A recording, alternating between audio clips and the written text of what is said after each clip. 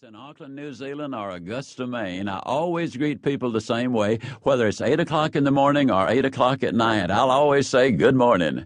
And in 85% of the case, regardless of where I am, at 8 o'clock at night, 85% of them will say good morning, and then immediately say it's not morning. And I'll say, then why did you say morning?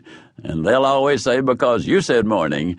I said, yeah, that makes a good point, doesn't it? If you go out in life looking for friends, they'll be scarce. But if you go out in life to be a friend, you will find them everywhere. Because what you send out is exactly what you are going to get back. I'd like to introduce you to something I call the Friday afternoon scenario to kind of set the pace for this Courtship After Marriage presentation. It is Friday afternoon. It's about 5 o'clock. The husband has been gone all week. He comes to the front porch of the home, heavily laden with luggage and a bulging briefcase. Doesn't want to sit it all down to ring the doorbell, so he kicks the door. Now, he doesn't just kick the door. He tries to kick that sucker down. Bang, bang, bang, bang. Well, the wife comes running to the door. He just stands there and he says to her, now the reason I'm late is I've been to a meeting, and I'm sure glad I went to that meeting because I learned something that really bugs me. I learned that there are a lot of rights around this house that I simply have not been getting. As a matter of fact, I've made a list of those rights. And the first thing me and you are going to do, woman, is we're going to sit down and talk, because I'm telling you right now, there are going to be some changes made around here. Well, I can just imagine her responding, well, Buster, I didn't go to a meeting. I didn't need to. And I don't have a list. I didn't need to do that either because I've got them burned indelibly into my mind. You come on in. We are going to talk. I agree with you. There are going to be some changes made around here, and you're not going to like most of them. Now, don't you just know they had a wonderful, romantic, loving, idyllic weekend? Don't you just know that on Monday morning they couldn't wait to get out there in the world and change it, make it a better place to live because of this marvelous weekend they've just spent together? Now, let's change this just a little bit. Same husband, same wife, same scenario, but this time with a different attitude and different words. The husband again comes to that front door about 5 o'clock, but instead of trying to kick the door down, he gently taps it. He doesn't want to set all of his luggage down to ring the doorbell. He taps that door gently.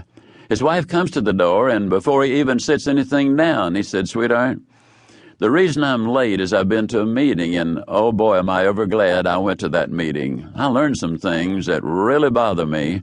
I've learned that in all probability, there are certain needs that you have as my wife that I have not been meeting as your husband. So the first thing I want us to do before I even unpack, I want us just to sit down and talk.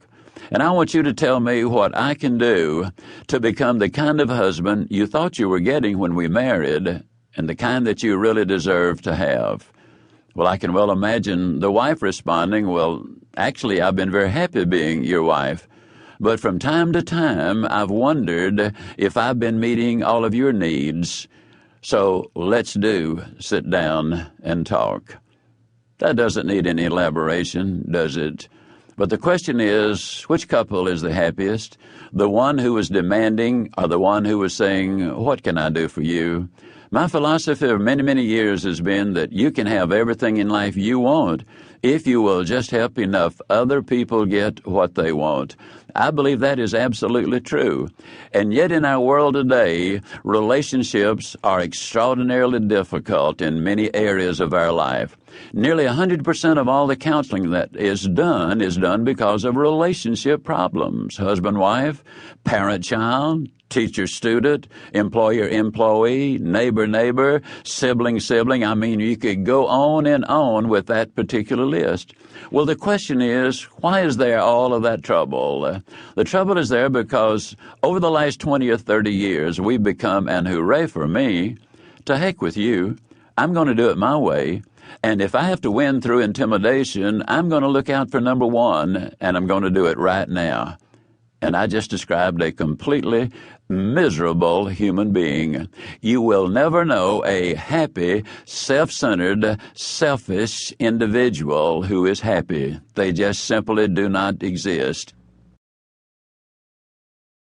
You see, gratitude, according to Hans Selye, the great stress specialist, is the healthiest of all human emotions, and anger and revenge are the most